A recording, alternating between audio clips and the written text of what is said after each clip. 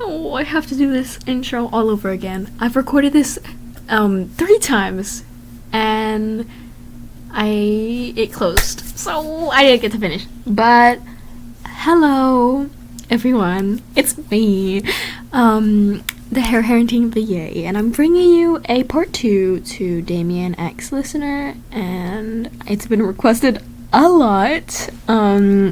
And I'm kind of a D1 procrastinator, so I haven't gotten to it. But here I am. I haven't forgotten about y'all. And let's get into it. We're going to start a day after where we left off. So last night, and make sure to watch the first video, because if you haven't, it's not going to make too much sense. Just click on my channel, and it should be there, because I don't post a lot. I'm trying to work on that. So, let's get into it for real. What happens is, after Damian slams the door in your face, you decide to go to the source. You go to Dick Grayson, and you say that you don't think Damian will be a good fit for the team because he doesn't seem much of a team player.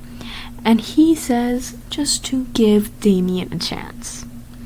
He's having a hard time adjusting, and we just have to be patient with him. I know that he's difficult, but all he needs is a guiding hand. He's difficult and defensive, but that's because he wasn't raised good, to say the least. And I think that we just need to work on him, and eventually he'll open up. And so without much progress, you decide to throw yourself more into training than usual. And you just want to avoid getting a katana to the head while trying to read, like last time that almost happened. And also just avoiding your room, because you don't want to deal being near the room that Damian is in, because he's, well, to put it plainly, he's a douchebag, and you don't want to be around someone like that. So you begin to spend time out of your room, and you begin to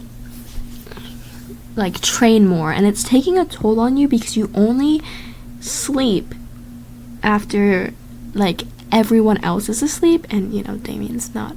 Damian has a strict schedule because he needs to be in perfect and peak physical condition at all times, no matter what. So he has a strict sleep schedule. He trains, he eats, he takes care of his body, and he goes to bed.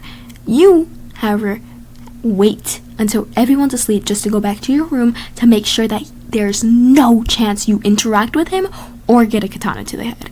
So this has been taking a very, very bad toll on you. And the only one to really notice at first is Damian, because of his, perceptiveness. And you hate him for it, because he keeps making comments like, so you're not taking care of yourself? You're not taking yourself seriously? How am I or the rest of the team supposed to take you seriously like that? Or, so you're not sleeping? I knew you were sloppy, but I didn't think you'd get this sloppy. And this just infuriates you more and makes you want to train and prove yourself even more. So obviously you get worse. And Damian is not one to really care or really, be concerned about anyone. The only thing he's concerned about is if he's in peak physical condition, and if he's alright, it's all about him, never about anyone else. So when he catches himself kind of worrying about you, he's a bit caught off guard.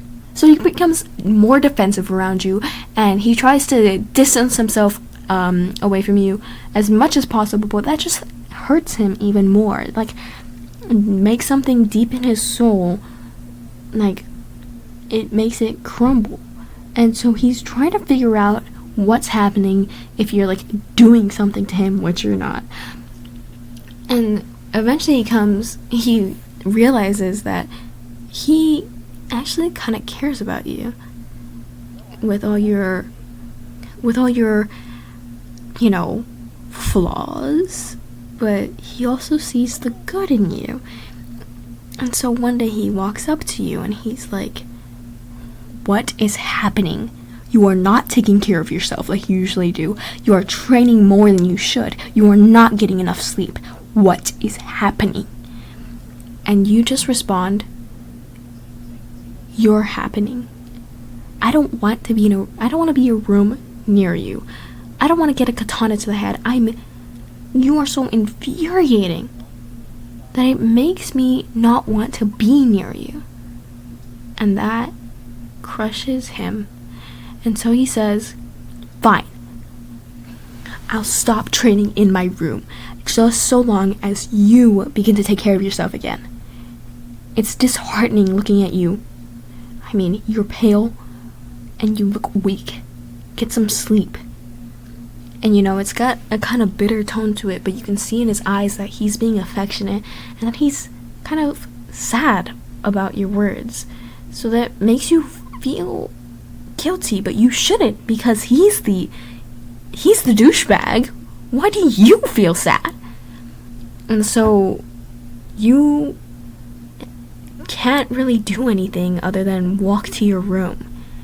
And he watches you go, wanting to say something, wanting to say, I'm sorry, but he doesn't, because he doesn't know how. And so after that, he begins to watch you closely.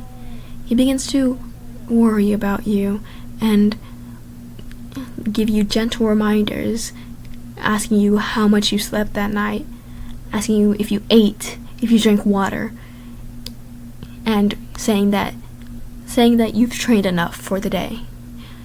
And so after that, you begin to grow more open to him. And eventually, you start talking again, but it's more casual. Alright. I think I'm gonna end it there. And I'm gonna give you a part 3, and I promise you I am. But it's probably gonna take a while. Sorry. Okay, bye. Make sure to subscribe if you want a part 3, or like or comment, and thank you so much. Bye.